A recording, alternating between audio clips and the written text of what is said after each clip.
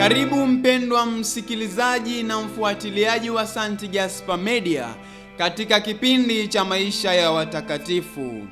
Leo tarehe 31 mwezi Machi tunasikiliza na kutafakari juu ya maisha ya Mtakatifu Benjamini wa Uajemi, shemasi na mfiadini.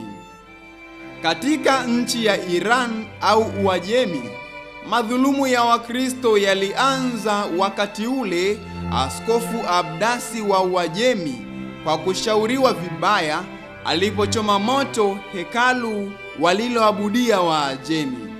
Kwa sababu hekalu lao lilichomwa moto, mfalme alitishia kubomoa makanisa yote ya Wakristo ikiwa tu Askofu Abdasi hatajenga upya hekalu lao. Askofu Abdasi akakataa. Mfalme akamuua na madhulumu dhidi ya Wakristo yakaendelea kwa muda wa miaka 40. Benjamini ambaye alikuwa shemasi ni mmoja wa waliokufa wakati wa madhulumu hayo. Alipigwa sana na kufungwa gerezani kwa mwaka mmoja.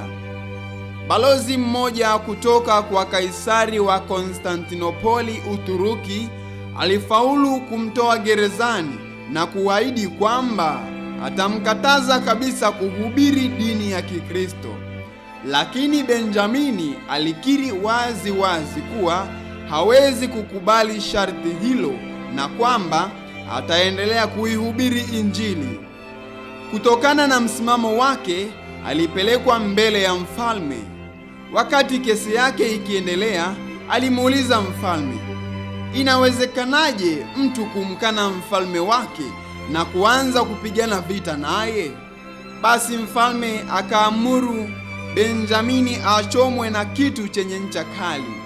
Basi adhabu hiyo ilirudiwa kwa muda mrefu, na kisha akachomwa kwa mti tumboni na akafa kwa maumivu makali sana. Itukuzwe damu ya Kristo! Milele amina.